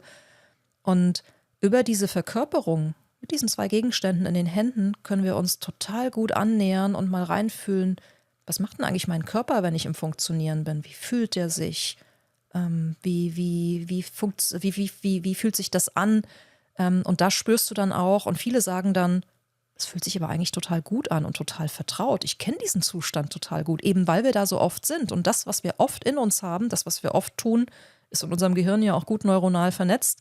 Das heißt, das ist total vertraut und das fühlt sich unter Umständen sogar total sicher an. Ist es aber nicht, weil wenn wir mal auf die andere Seite gehen, auf die Gegenseite des Funktionierens, merken wir oft, boah, das ist total schwer und das ist irgendwie grau und das Leben ist da gar nicht mehr bunt und da merke ich vielleicht, dass mein Körper ganz schwer wird und irgendwie auch so verspannt und schmerzhaft und sich gar nicht gut anfühlt. Und damit kann ich diese beiden Zustände so in verkörperter Form ziemlich gut erkunden. Und wenn ich das gemacht habe, dann kann ich mal in den Raum dazwischen gehen, in den leeren Raum zwischen den Händen. Weil da ist ja so ein leerer Raum, der sich gestalten lässt, wo vielleicht ein Gleichgewicht entstehen kann, vielleicht aber auch so ein neues, ganz authentisches Leben, in dem meine Bedürfnisse eine Rolle spielen. Und dahin zu spüren, ist oft total spannend, weil dann geht plötzlich was Neues auf. Und das ist ein Tool, mit dem ich auch unglaublich gut aussteigen kann, wenn ich so mitten im Funktionieren feststecke oder in der Erschöpfung und sagen kann, und jetzt gehe ich mal bewusst woanders hin, nämlich da, wo der Raum noch leer ist, wo aber vielleicht was entstehen kann, was wirklich ich bin. Und das klingt jetzt einfach so erzählt in der Theorie, erstmal wahrscheinlich spooky, aber wenn ich das mache, zeigt mein Körper sehr, sehr deutlich, wo ich da stehe und was auch möglich ist. Und ganz oft ist das so ein Anker, um wieder dahin zu kommen, wo ich nicht funktionieren muss und überhaupt erstmal zu spüren, wie sich Funktionieren für mich anfühlt. Und du hast es eben für dich gesagt, Funktionieren kenne ich auch von mir, kann sich auch echt gut anfühlen. Weil natürlich das Gehirn ständig diese positiven Reize kriegt, diese Wertschätzung bekommt, die Bestätigung bekommt, das Gefühl, ich mache hier was Sinnhaftes und da bewegt sich ganz viel und ich bin selbstwirksam. Und es ist so lange total gut, wie die andere Seite nicht existiert. Aber so wie die Erschöpfung, die körperlichen Symptome dazukommen, darf ich mal schauen, wie ich wieder ins Gleichgewicht finde. Und wie zeigt sich so ein, also ich würde gerne gleich nochmal auf diesen Raum zwischen der Waage zu sprechen kommen, aber ich würde vorher nochmal gerne wissen, weil ich kann mir vorstellen, ganz viele fragen sich gerade, ja, ich mache schon viel, aber ob ich jetzt im Funktioniermodus bin, weiß ich jetzt gar nicht. Was sind denn, wie zeigt sich denn ein dysreguliertes Nervensystem im Alltag? Also kann ich das wirklich irgendwo dran festmachen, dass ich sage, weil für Menschen, die das gerade noch nicht so einordnen können, was ist denn so ein eindeutiges Zeichen, dass ich gerade zu viel mache? Also ich würde mal auf die 3 Nervensystemzustände, in denen Funktionieren eine Rolle spielt, da nochmal gehen. Und ich fange mal beim Kämpfen an. Menschen, die in einem Fight, in einem Kampfmodus sind, Nervensystems, also in der Überlebensstrategie Fight, die sind ganz oft sehr, sehr aktiv, sehr, sehr leistungsgetrieben, auch gerne wettbewerbsorientiert, also auch gerne in Konkurrenz mit anderen Menschen, fühlen sich auch in Konkurrenz mit anderen Menschen, wollen gewinnen. Und oder alternativ, das sind Menschen, denen Kontrolle ganz wichtig ist. Das heißt, die versuchen über ihr ständiges Tun, über ihren Erfolg, wenn der Erfolg da ist, über das Funktionieren, dafür zu sorgen, dass sie die Dinge unter Kontrolle behalten, dass sie die Kontrolle behalten über das, was um sie rum passiert. Und die sind oft in so einer starken Ich-Bezogenheit unterwegs. So, ich muss das jetzt machen. Das ist wichtig, dass ich den Raum dafür bekomme. Ich muss jetzt hier gewinnen. Ich muss jetzt hier leisten. Ich bin jetzt gerade am wichtigsten und das, was ich denke, was ich jetzt tun muss, was jetzt gerade richtig ist, ist das, was hier angesagt ist. Das ist der Kampftyp und es ist jetzt natürlich relativ pauschalisiert, also das kann viel komplexer sein, aber mal so als erste Richtung. Der Flight-Typ, das heißt der flüchtet, der vermeidet, das ist jemand, der in der Regel immer beschäftigt ist. Das heißt, das sind die Menschen, die nie wirklich zur Ruhe kommen und beschäftigt sein kann heißen, die arbeiten ganz viel, die machen extrem viel Sport, die treffen sich ständig mit irgendwelchen Leuten, sind ständig draußen unterwegs. Die kümmern sich um alle Belange der Familie und sind damit den ganzen lieben langen Tag beschäftigt und werden doch nie fertig. Das sind die mit den riesigen To-Do-Listen, die nie ein Ende finden. Und das sind Menschen, die merken, wenn sie aufhören zu funktionieren, also wenn sie mal rausgehen aus dem Funktionieren und sich nicht mehr um all diese Dinge kümmern, dass dann oft so eine innere Leere entsteht, so ein, okay, jetzt hätte ich mal Zeit, aber eigentlich habe ich überhaupt keine Idee, was ich damit jetzt anfange und eigentlich fühlt sich das auch gerade total unangenehm an und ich mache lieber wieder was. Das ist der Flight-Typ. Und der Fawn-Typ, also der sich unterordnet und anpasst, das ist der, wie gesagt, gut drin ist, emotionale Regungen, Stimmungen, Bedürfnisse anderer Menschen wahrzunehmen. Und wenn der mal nicht so ist, wie der andere, das Gegenüber, das vermeintlich wohlgemerkt erwartet, dann merkt er ganz schnell, dass der so eine ganz große innere Unruhe bekommt. So ein, jetzt bin ich nicht so, wie der mich braucht. Und dann kriege ich Angst. Also da kommt das hat ganz viel mit Angst zu tun, Angst vor Bindungsverlust. Und dann kommt diese innere Angst hoch, oh Gott, das könnte der mir jetzt total übel nehmen, vielleicht in einem beruflichen Kontext oder mein Partner liebt mich so vielleicht nicht mehr, wenn ich nicht so bin, wie er mich jetzt gerade braucht oder. Und diese Ängste zeigen sich dann sehr, sehr deutlich. Und grundsätzlich merke ich es natürlich an so inneren Sätzen, inneren Stimmen, die sagen, wenn ich aussteige aus dem Funktionieren, komm, das kannst du jetzt auch noch machen. Oder du musst jetzt wieder produktiv sein oder boah, bist du faul, jetzt sitzt du hier nur rum, machst überhaupt nichts Sinnvolles. mach doch mal was jetzt tatsächlich notwendig ist, du verschwendest doch hier deine Zeit. Das sind alles so innere Stimmen, die reden und die sagen, funktionier lieber wieder, sonst wird's gefährlich. Und gibt es da so Dynamiken zwischen diesen Typen, was für Personen man auch anzieht? Weißt du das? Weil zum Beispiel, ich sehe mich ja sehr im Kämpfen und ich habe letztens im Urlaub eine kennengelernt, Laura aus Spanien, und sie sehe ich, wo du das jetzt so sagst, sehr in diesem Fluchtmodus. Und ich sehe das, weil sie sagt mir das auch, ne? So, boah, ich komme irgendwie nicht zur Ruhe, aber sie ist nicht so am Kämpfen wie ich, ne? Ich mit meiner Arbeit manchmal kämpfe, sondern sie ist eher so, ja, sie unternimmt dann total viel und ist wieder hier und da, und eigentlich will sie aber einfach mal ein bisschen zu Hause sein und zur Ruhe kommen, aber sie hat ständig auch diese Beziehungsangebote und kann auch schlecht Nein sagen. Und dann ist sie die ganze Zeit in diesem, ich würde sagen, das ist dieser Fluchtmodus. Sie könnte ja auch Nein sagen, aber will sie ja anscheinend auch nicht. Also, ne, das heißt, irgendwo vermeidet sie das ja auch. Und wir haben uns aber eigentlich ziemlich gut verstanden, weil sie hat mich dann so ein bisschen in diesen Modus da mitgenommen und ich war dann auch mehr so Teil von diesen ganzen Beziehungsangeboten und dadurch bin ich ein bisschen aus dem Kämpfen rausgekommen, weil ich meine, es war Urlaub, ne? Aber ich habe mich da irgendwie wohlgefühlt, weil sie hat mich da so ein bisschen rausgeholt und ich glaube, ich habe durch meine Struktur, die ich da oft habe im Alltag und ist sie mal so weggekommen von diesen ganzen Beziehungsangeboten, die ganze Zeit kommen, und da hat sie einfach zum Beispiel mal so Priorität bei mir gesetzt und hat dann halt auch einfach mal abgesagt, was ihr, glaube ich, auch gut tat. So. Sie hatte so einen Grund, sie hatte wie so einen Grund, da jetzt nicht unbedingt auf jeden Zug aufspringen zu müssen. Hast du das schon mal so gesehen, dass da so Dynamiken entstehen? Ja, also wir haben ja grundsätzlich, jeder von uns hat alle Überlebensstrategien in sich, die das Nervensystem so bietet.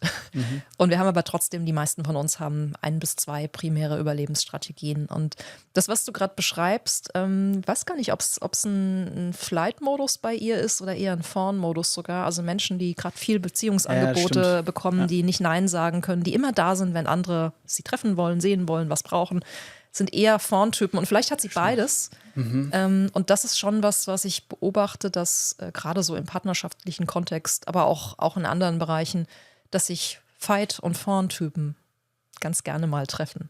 Also der bestimmende Fight-Typ, der weiß, wo es lang geht, der sagt, was Sache ist, der weiß, was er tun will. Und der Fawn-Typ, der in der Lage ist, sich unterzuordnen und anzupassen, das matcht natürlich total gut. Warum? Naja, weil der Fawn-Typ, also ich meine, Unterordnung steht ja schon dafür, und die stärkere Stufe der Unterordnung ist die Unterwerfung. Das heißt, der Fawn-Typ kann sich gut unter dominante Menschen unterordnen. Und mit dominant heißt ja nicht immer negativ dominant, sondern tatsächlich Menschen, die einfach klare Ansagen machen, die wissen, was sie wollen, die wissen, wie sie den Weg gehen, die vorangehen. Und da kann der Fawn-Typ natürlich ziemlich gut lesen, was braucht denn der gerade, was will denn der gerade machen? Dieser Fight-Typ. Okay. Und das greift dann ganz gut ineinander, und das kann funktional sein, das kann aber auch ziemlich dysfunktional werden, wenn nämlich der Fawn-Typ, was ja dummerweise seine Prägung ist, mit seinen eigenen Bedürfnissen und dem, was er braucht und will im Leben, nicht gut im Kontakt ist, dann neigt er halt dazu, sich dem Fight-Typ im Zweifelsfall anzuschließen und viel dafür zu tun, dass es dem gut gehen kann. Und dann geht aber das Gleichgewicht in Beziehungen jeglicher Art irgendwann verloren. Oder entsteht gar nicht erst. Das ist wahrscheinlich so, wenn dann auch der Fight-Typ unreflektiert ist. Und was ich aber zum Beispiel mit ihr gemerkt habe, ist, sie hat dann oft gesagt, was wir machen könnten. Also sie hatte dann immer so viele Ideen und sie konnte sich aber, glaube ich, selber nicht so gut entscheiden. Und dann habe ich gesagt, ja, okay, dann lass doch das machen. Und dann haben wir es gemacht. Und das war ganz cool. Das war ganz cool.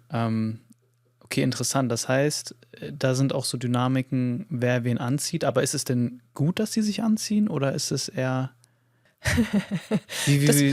Das würde ich sagen, hat ganz viel mit der persönlichen Reife der beiden Beteiligten zu tun. Also in der persönlichen, also in der reifen Art von Dialog, Kommunikation, Beziehungsanbahnung in dem Fall, kann das natürlich gut funktionieren, weil es eine Chance ist, dass beide Beteiligten ihre Muster erkennen und vielleicht auch ein Stück aus den Überlebensanteilen rauskommen in so ein gesundes Kämpfen. Und alle Überlebensstrategien des Nervensystems haben ja auch erstmal eine gesunde Seite. Das heißt, der Fight-Typ Der ist im guten Fall ist der durchsetzungsstark, umsetzungsstark, der weiß, wo es lang geht, der weiß, was er will, der kann seine Ziele erreichen. Das sind alles total positive Eigenschaften. Der Fawn-Typ, um den als zweites Beispiel zu nehmen, der hat unglaublich viel soziale Kompetenz. Das heißt, der hat wirklich Empathie, der kann dich lesen, der sieht dich, der spürt dich, der kann Verbindung aufbauen, der kann ganz viel dafür tun, dass Miteinander funktionieren kann. Und wenn diese beiden Dinge zusammenkommen auf eine gesunde Art und beide sich ihrer Muster und vielleicht auch der dysfunktionalen Anteile bewusst sind, kann daraus eine total gute Verbindung entstehen. Wenn es allerdings beide völlig in ihrer Überlebensstrategie feststecken, das heißt, der Fawn-Typ eher an so einem Unterwerfungsmuster ist, der Fight-Typ eher an so einem manipulativen Kampfmuster, dann kann das auch ganz böse enden. Und dann wird es nicht so schön. Und es kommt total auf den persönlichen Entwicklungsstand der Menschen an und auch auf die Bereitschaft, sich selbst zu reflektieren, auf die eigenen Muster zu schauen und miteinander zu wachsen. Ja. Das heißt, das ist überhaupt nicht irgendwie gut oder schlecht, sondern es ist einfach eine gewisse Prägung, die man hat. Und die haben wir alle. Ja. Und in diesen extremen Formen sind die aber schädlich. Ne? Auch wenn man zum Beispiel in so einer extremen Form dann aufeinander trifft, in einer Dynamik, die einfach toxisch ist. Ne? Ja, genau. Und du hast dann auch gesagt, am Anfang, wenn man in so einer Dynamik ist, merkt man es erstmal nicht in so einer extremen Form. Mhm. Und das merkt man dann halt erst später. Ne? Auch an deinem Beispiel hast du gesagt, irgendwann kamen dann diese ganzen körperlichen Symptome dazu. Ja, genau. Und es ist ja eigentlich wünschenswert, das früh genug zu erkennen. Und dann, jetzt komme ich auf die Waage zurück, diesen Platz in der Mitte der Waage zu sehen und diesen zu gestalten. Genau. So. Wie komme ich jetzt wirklich in die Umsetzung, in die Gestaltung? Weil was ich gesehen habe, ist, dass du gesagt hast, okay, die Leute kommen in meine Kurse, wir machen körperbezogene Übungen, das bringt denen auch was. Aber dann gehen die ja wieder zurück in ihr Leben und also das höre ich ganz oft. Dann gehe ich wieder zurück nach Hause und dann ist alles wie vorher. Klar, weil ich da ja in mein normales, gewohntes Umfeld reinkomme und wenn wir da mal systemisch drauf schauen, wenn wir zwei, wir haben uns jetzt heute kennengelernt persönlich, wenn wir zwei uns jetzt öfter sehen würden, dann würde zwischen uns ganz schnell eine Dynamik entstehen. Wie auch immer du und ich geprägt sind, wir würden Wege finden, uns kennenzulernen und Schlüsse darüber zu ziehen, so tickst du und so tick ich und daraus würden sich Kommunikationsmuster entwickeln. Also die Art, wie wir miteinander sprechen, was wir voneinander erwarten. Also wir wissen irgendwann, wie wir gegenseitig ticken und wie wir miteinander interagieren. Und diese Muster, die sich da entwickeln, die sind einfach, wenn wir uns eine Weile kennen, in unserem Familiensystem zum Beispiel, wo das ja meistens viele Jahre sind, die sind extrem stabil und die sind extrem schwierig zu verändern. Weil wir einfach, um Komplexität zu reduzieren, wir Menschen in unseren Gehirnen einfach lernen, wie wir miteinander uns verhalten. Und letztlich, wenn wir das verändern wollen, gilt es, unser Gehirn umzuprogrammieren. Und nicht nur unseres, sondern das des Kontexts von Menschen, in dem wir uns normalerweise bewegen. Und das ist natürlich ein Weg, das geht nicht von jetzt auf gleich. Das ist nichts, was ich innerhalb von 2 Wochen schaffen kann, sondern das ist ein Weg, den gehe ich über Monate und Jahre. Und was dabei hilft, ist, ihn konsequent zu gehen. Das heißt, es braucht wirklich regelmäßige Selbstreflexion und idealerweise im sozialen Kontext auch Menschen, die den Weg mitgehen, wo man gemeinsam reflektiert, gemeinsam auch sich Ziele setzt vielleicht, gemeinsam drauf schaut, wie sind wir miteinander, wie sprechen wir miteinander, wie fühlen wir uns miteinander, wie verhalten wir uns miteinander und ganz bewusst immer wieder anpasst, so dass es allen gut gehen kann, wirklich allen in dem Kontext und dass wir lernen können, andere Erfahrungen zu machen, als die wir ohnehin schon mitbringen. Und ganz oft ist es ja so, wenn Menschen anfangen, diesen Weg zu gehen und meistens passiert das ja aus einer Krise heraus, dann sind die erstmal alleine damit. Und was wir brauchen, ist soziale Unterstützung. Diese Veränderung passiert nicht alleine, sondern wenn ich für mich selber versuche, was zu verändern und dann wieder in mein altes System zurückgehe, ohne hintendran vielleicht noch Menschen zu haben, die mich halten, die mich tragen, die mich unterstützen, die mich manchmal auch anfeuern, die meine Cheerleader sind, diesen Weg weiterzugehen, die ähnliche Erfahrungen machen, mit denen ich immer wieder in den Austausch gehen kann, in die Reflexion gehen kann. Ohne das wird es echt. Also geht auch, aber ist viel, viel schwieriger, als wenn ich ein gutes Netz von Menschen habe, die diesen Weg mit mir gehen. Und das ist das Erste, was ich zum Aussteigen aus dem Funktionsmodus immer empfehle. Such dir jemand aus deinem Umfeld, idealerweise vielleicht auch jemand Neues, der dich gut kennt, dem du vertrauen kannst oder dem du lernen kannst zu vertrauen und der dich ehrlich spiegelt, der dir sagt, wie erlebe ich dich gerade, mit dem du in der Lage bist, auch dich selbst anzuschauen und dir selbst den Spiegel vorzuhalten, und der dich aber auch unterstützt, wenn es mal Rückschläge gibt, und die gibt es einfach zwangsläufig in Veränderungsprozessen. Und damit kann ich schon viel, viel erreichen, wenn ich den Weg nicht alleine gehe. Und dann gilt es einfach zu wissen, das Gehirn braucht eine Weile, um sich zu verändern, um sich umzustrukturieren. Und dafür braucht es neue Erfahrungen. Und diese neuen Erfahrungen, die darf ich einfach immer wieder suchen, sehr, sehr, sehr regelmäßig. Und oft ist es so, dass es dafür auch ein neues Umfeld braucht, dass es wirklich neue Menschen im Leben braucht, die diese neuen Erfahrungen überhaupt möglich machen. Und deswegen kommt es in solchen Veränderungsprozessen, gerade wenn ich rausgehe aus dem Funktionsmuster, und ganz oft habe ich ja dann ein Umfeld, was auch von meinem Funktionieren profitiert. Ganz oft ist es dann so, dass Beziehungen sich verändern, nicht zwingend auflösen, aber verändern, manchmal auch auflösen, und dass neue Menschen dazukommen, die möglich machen, dass ich mich anders verhalten kann und dass ich letztlich erleben kann. Ich bin auch wertvoll und liebenswert und ein ganz wunderbarer Mensch, wenn ich nicht funktioniere. Ich finde, der letzte ist ein ganz wichtiger Punkt.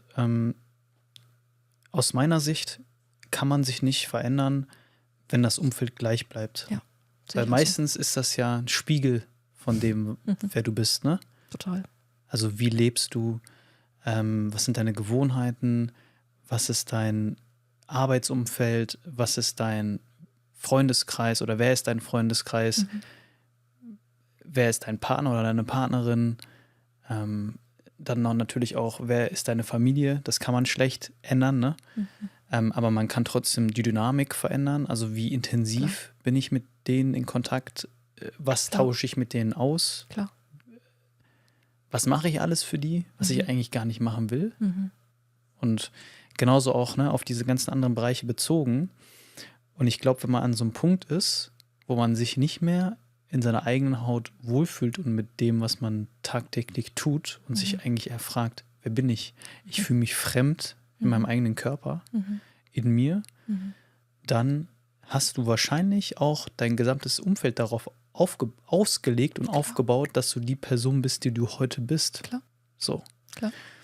Das heißt, es bringt wahrscheinlich relativ wenig, zu dir in den Kurs zu gehen, sich kurz besser zu fühlen, wieder zurückzugehen in sein Umfeld und da ist alles gleich und dann wird man ja nichts verändern. Das heißt, ich glaube, das ist wirklich ein ganz wichtiger Punkt. Da habe ich auch mit Philipp Ruland vor kurzem drüber gesprochen.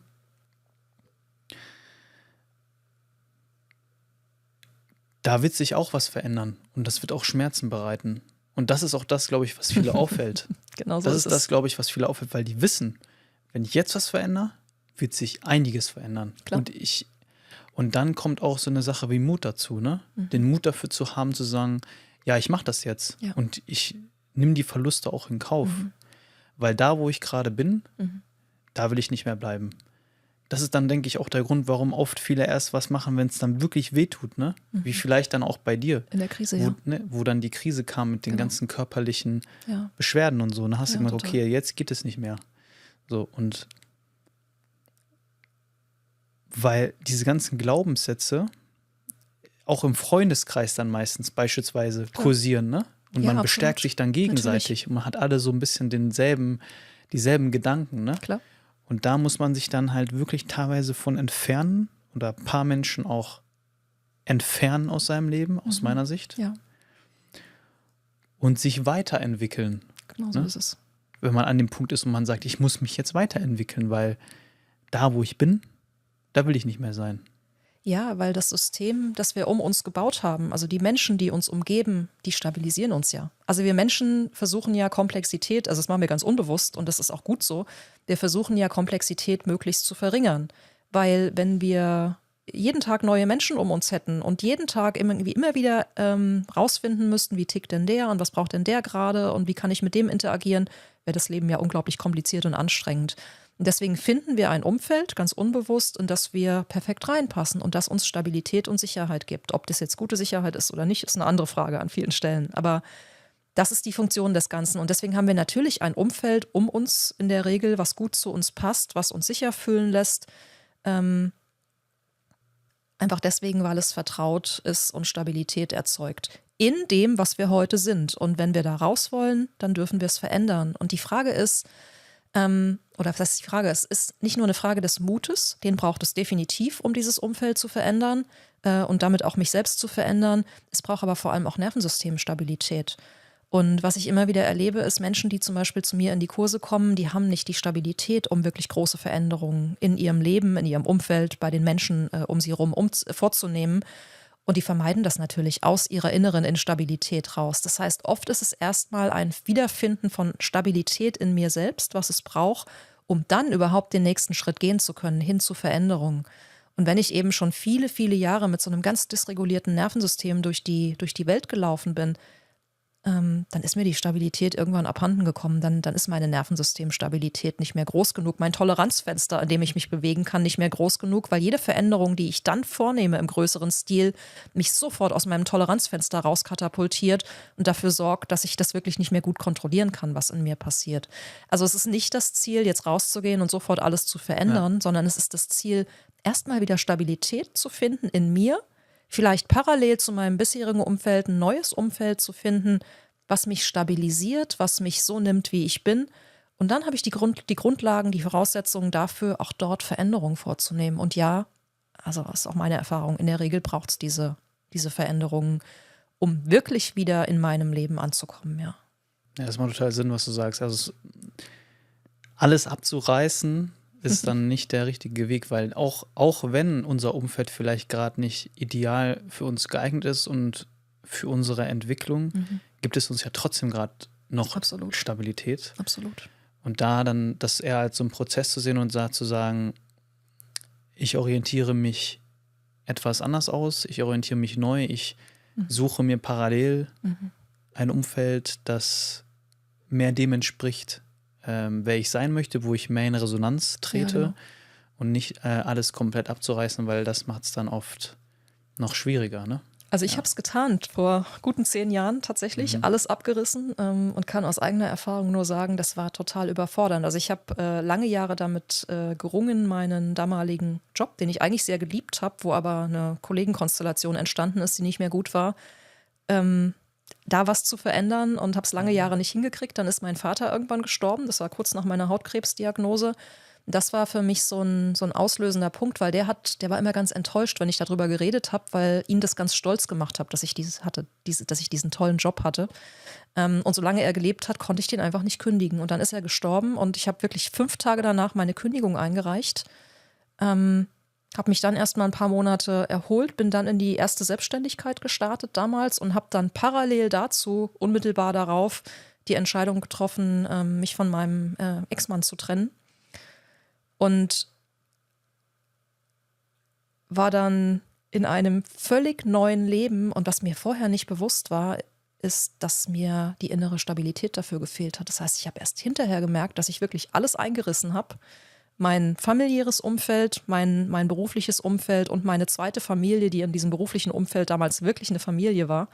Das war plötzlich alles weg und es war alles neu. Und für mich war das viel zu viel. Und ich habe es vorher nicht sehen können. Und das hat dazu geführt, dass ich dann ein halbes Jahr später erstmal wieder in einen Angestelltenjob gegangen bin, die Selbstständigkeit an den Nagel gehängt habe und gesagt, also ich habe es damals wirklich gesagt, ohne es wirklich zu verstehen, ich brauche jetzt Sicherheit. Und bin zu einer Versicherung mit dem Slogan, wir machen sie sicherer gegangen. Das war sehr spannend, das habe ich erst hinterher verstanden. Und dann habe ich erstmal die nächsten Jahre genutzt, um an all meinen Themen zu arbeiten, nochmal sehr, sehr intensiv und diese Stabilität in mir selbst zu finden. Und dann ist die Veränderung in die zweite Selbstständigkeit, in der ich jetzt bin, gelungen. Und dann ist auch tatsächlich ganz viel Neues entstanden in meinem Leben, ganz viel Sinnstiftendes, viele neue Verbindungen, viele tolle Menschen sind da neu reingekommen. Und erst da war es wirklich möglich. Und im Rückblick würde ich das niemals wieder so machen wie damals. Alles einfach einreißen und mal gucken, was passiert, sondern erst mal die Stabilität finden. Und dann gelingt die Veränderung. Quasi, die entsteht dann einfach. Ja, aber vielleicht war es auch einfach nötig so. weil sonst wärst du trotzdem nicht da, wo du jetzt bist. Ja, das mag so, sein. Klar, es gibt immer so diesen optimalen Weg, ne? Aber wer geht denn schon? Und Ja. am Ende ist es ein Prozess. Ich finde, das hat man jetzt total wieder schön gesehen, wo du es erzählt hast. Klar willst du niemanden motivieren, das genauso zu machen, aber mir war es ja genauso. Also ich habe ja meinen Job gekündigt mit dem Vertrauen, ich stecke jetzt meine Energie in den Podcast und das wird schon. Ja, eigentlich total naiv auch, ne? Total mutig. Auch mutig, aber auch irgendwie so, okay, alles klar. Und dann habe ich das ein paar Monate durchgezogen und dann hatte ich kein Geld mehr. Ich hatte wirklich kein Geld mehr. Und dann war ich schon dabei, Jobs zu suchen. Und es war auch total anstrengend für mich, ne? Mental, so voll der Druck. Du weißt, du hast kein Geld mehr, du denkst darüber nach, kann ich überhaupt noch die Miete bezahlen? Ja. Und dann auf einmal ging bei mir so ein Video viral und ich bin auf einmal stark gewachsen und ich habe dann halt auch mehr Geld gemacht und konnte dann davon leben, ne? Und ich würde jetzt auch heutzutage sagen, nee, mach das lieber nicht so. Jetzt kündige nicht, wenn du nicht weißt, ne, ob das funktioniert. Aber auf der anderen Seite, hätte ich das nicht gemacht, wäre ich auch nicht da, wo ich jetzt bin. Das heißt, am Ende des Tages, denke ich, ist es ein sehr, sehr individueller Weg. Und man kann nicht sagen, ja, so ist es perfekt. Manchmal braucht man auch diesen Druck. Manchmal braucht man dieses Impulsive, das du vielleicht jetzt auch hattest, und du bist daraus ausgebrochen. Ja, okay, dann hast du vielleicht noch mal kurz, ne, bist du noch mal kurz in die Sicherheit zurück und dann, um das dann noch mal richtig zu machen. Also manchmal ist es auch gar nicht falsch, so, weißt du. Ich finde jetzt gar nicht, dass das falsch ist, was du gemacht hast, sondern es ist ja eigentlich, war ja vielleicht notwendig. Wer weiß, was du sonst gemacht hättest. Und ja ich finde es immer voll gut zu sagen, optimalerweise machst du das erstmal nebenbei und wenn es dir mehr Stabilität gibt, ne, dann. Aber manchmal kommt es auch anders. Ja, absolut. Da bin ich schon bei dir. Ich glaube, es hängt total von der individuellen Lebenssituation ab. Also ich kenne das mit der das Geld ist plötzlich all Geschichte. Das war bei mir damals dann, also es war noch nicht so weit, aber es war abzusehen, dass irgendwann das Geld ausgeht und ich war halt in einer anderen Lebensphase, als du jetzt warst. Ich habe ein Kind gehabt, war dann plötzlich alleine mit diesem Kind und plötzlich, also war ja selbst entschieden, aber und habe dann gemerkt, da kommt so eine ganz krasse existenzielle Angst hoch. Was passiert eigentlich mit mir und meinem Kind vor allem, wenn ich dann plötzlich kein Einkommen mehr habe? Und das war dann schon so ein Punkt, wo ich gedacht habe, das war jetzt zu mutig. Dieser Schritt war, glaube ich, zu weit und ich habe es vorher ja so nicht absehen können. Aber ich glaube, da gilt es individuell hinzuschauen und ich glaube, du hast recht. Manchmal sind, also definitiv die Krisen, die wir durchlaufen, die größten Chancen, dass sich wirklich was verändert. Das definitiv, ja. Aber es ist halt auch nicht so einfach manchmal. Und deswegen bin ich, also heute aus der Nervensystemsicht, sage ich das immer ganz, ganz deutlich, eine gewisse Grundstabilität brauchen wir, um große Veränderungen vorzunehmen. Und Das stimmt. dafür können wir halt auch aktiv was tun, um die herzustellen. Ja. Ich würde gerne am Ende einmal eine Nervensystem-Regulationsübung mit dir machen. Nochmal eine, die wir alle hier mitmachen können. Kannst du da eine anleiten? Ja, ich würde so eine klitzekleine Abfolge machen, 2, 3 Dinge vielleicht, die wir so im Sitzen machen können. Setz dich doch mal hin und stell mal die Beine einfach nebeneinander, Füße gut so hüftbreit entfernt auf den Boden. Und dann schließ mal, wenn du magst, die Augen für den Moment und nimm mal die Hände, das Ding vielleicht weg, die Hände auf die Oberschenkel. Und dann fang einfach erstmal an, mit den Händen auf den Oberschenkeln hoch und runter zu streichen. So ganz langsam, in deinem Tempo, wie auch immer das aussieht. Und mal zu fühlen, wie sich das gerade anfühlt. Die Wärme der Handflächen auf den Beinen zu spüren. Kannst auch mal an die Seiten der Beine natürlich gehen. Und das so 2, 3 Mal zu machen. Und für den Moment mal einzuchecken und zu fragen, wie fühle ich mich eigentlich gerade? Bin ich gerade eher innerlich ganz ruhig und entspannt? Eher innerlich sehr aktiv, vielleicht unruhig oder ganz was anderes. Es einfach erstmal wahrzunehmen und zu sagen, ja, und für den Moment ist es genau fein so, wie es gerade ist.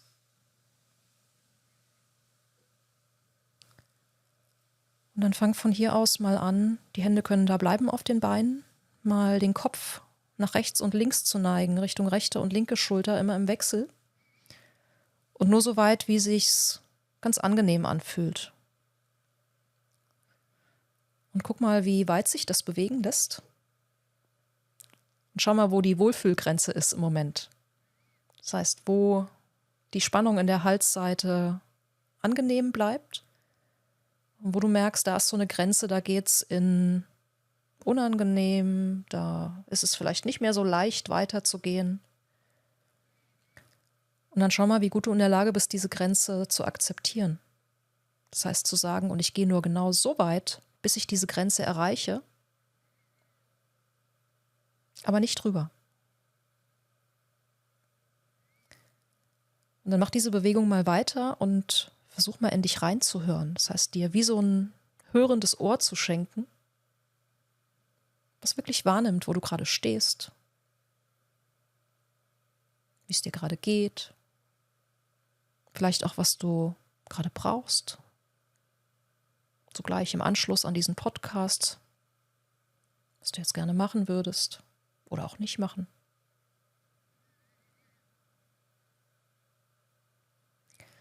Und dann kommt der Kopf wieder in die Mitte zurück und du kannst mal die Hände an die Wangen legen und die einfach für so einen Moment halten, mit so ganz leichtem Druck. Und lächel mal dabei. Und zwar so, dass das Lächeln sowohl die Mundwinkel als auch die Augenwinkel erreicht. Und du lächelst für dich. Ermutigend, liebevoll, akzeptierend, ganz zugewandt. Und nimmst dabei wahr, wie sich das anfühlt, was dein Körper dabei macht, wenn du dir so ermutigend, liebevoll zulächelst, diesen Halt spürst. Und schaust mal, ob sich da irgendwas im Körper entspannt, was die Atmung macht, ob du dich noch ein bisschen schwerer vielleicht sinken lassen kannst, auf das Sofa oder den Stuhl.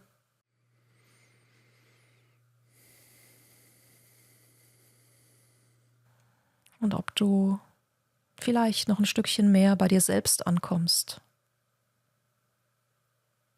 Bei dem, was du gerade brauchst, wie es dir gerade geht.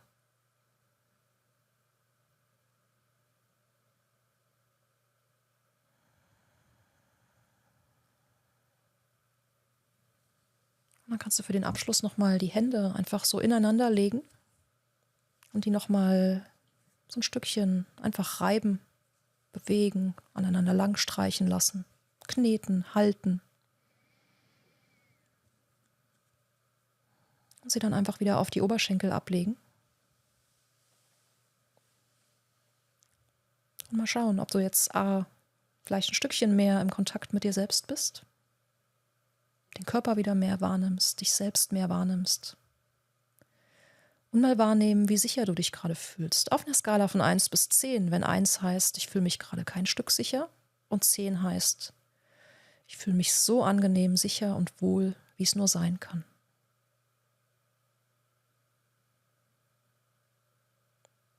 Und dann darfst du anfangen, den Raum wieder wahrzunehmen um dich rum und wieder zurückzukommen. Ins Außen, wieder raus aus dem Innen. Wie war das für dich? War richtig gut. Wo warst du auf der Skala am Ende? Hast du das jetzt auch hast du jetzt angeleitet oder hast du auch mitgefühlt? Auch mitgefühlt natürlich. Wo warst du? Kann ich anleiten, ohne mitfühlen. Ich glaube auf so eine 8. Voll gut. Mhm. Und du?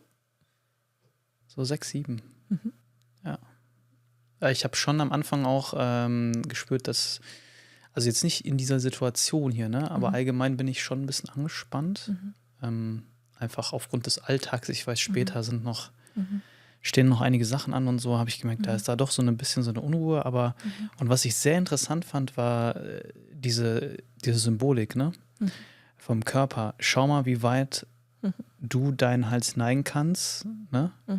Und das zu übertragen auf, wie gehst du mit dir selbst im Alltag um, ne? Also wie viel leistest du?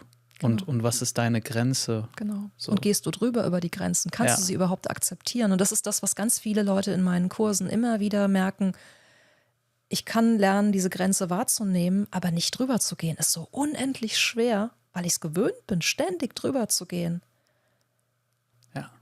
Das, was du gerade gesagt hast, das passiert ganz oft, wenn wir wieder einchecken in den Körper, dass wir erstmal merken, boah, ich habe es auch gemerkt, eben meine Schultern, die sind ganz schön weit oben. Das fühlt sich überhaupt nicht entspannt an gerade. Und ich, so von der groben Wahrnehmung bin ich eigentlich total entspannt. Aber mein Körper sagt was anderes.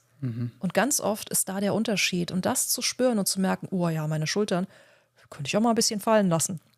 Ja. Weil ich habe gar nicht gemerkt, wie weit die eigentlich oben sind, weil ich so voll im Gespräch und aktiv bin.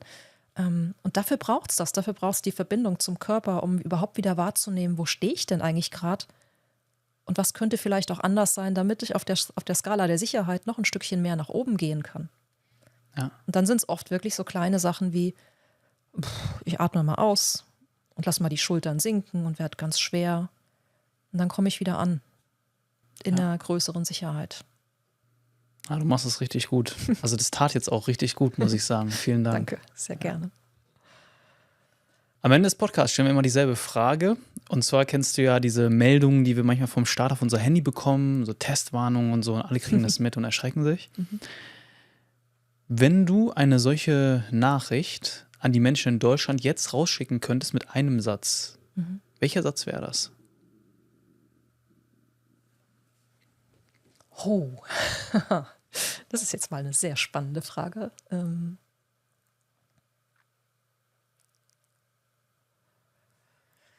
Der Satz wäre wahrscheinlich eine Hilfestellung. Und mein Satz wäre, nimm dir doch mal ein Blatt Papier und schreib drauf, hier bin ich sicher. Und dann stell dich mal für 1 Minute auf dieses Blatt und lass deinen Körper sprechen. Und der wird sprechen. Und dein Körper wird automatisch in einen sichereren Zustand gehen. Und fühl das mal. Nur für 1 Minute. Das ist ein langer Satz. Also der Satz heißt, okay, ja. Der Satz heißt, nimm dir ein Blatt, stell dich drauf. Schreib auf das Blatt, hier bin ich sicher. Mhm. Und dann spüre, was dein Körper macht in der Sicherheit. Okay. Das ist, glaube ich, der längste Satz, der bisher genannt wurde. Finde ich gut. Der längste, aber vielleicht ein hilfreicher, weil es ist tatsächlich so, wir haben die Sicherheit immer in unserem Körper und manchmal haben wir keinen Zugriff mehr drauf oder glauben, keinen zu haben. Und über Verkörperung können wir das ganz schnell wiederherstellen, auf ganz einfache Art und Weise. Und dieser eine Satz hilft dabei, das zu tun. Ja, das ist krass, ne? Weil vorhin, als du mir das so erzählt hast, dass du da diese Übungen machst mit den Leuten, dachte ich mir, ja, wie viel bringt das wirklich, ne? Ganz viel. Aber jetzt, wo wir es auch gemacht haben, eine Übung, ich gemerkt, krass, es macht, also man denkt es nicht, ne? Aber es macht schon total viel aus. Körperarbeit ist unglaublich wirksam. Ja. Ja. Kathleen, wenn die Menschen dich finden möchten, wo können sie das tun? Am besten tatsächlich auf Instagram und über Instagram kommt man auf alle anderen Wege, auf die man mich finden kann. Das heißt, über meinen Kanal @KathleenKunze_official bin ich ziemlich gut zu finden. Und wenn man das googelt, findet man auch ganz viele andere Profile von mir. Die Links findet ihr in der Beschreibung, auch zu Kathleens neuestem Buch und auch Bestseller Raus aus dem Funktionsmodus, zurück zu dir. Kathleen, vielen Dank, dass du heute hier warst. Sehr gerne, danke, dass ich da sein durfte. Hat sehr viel Spaß gemacht. Danke.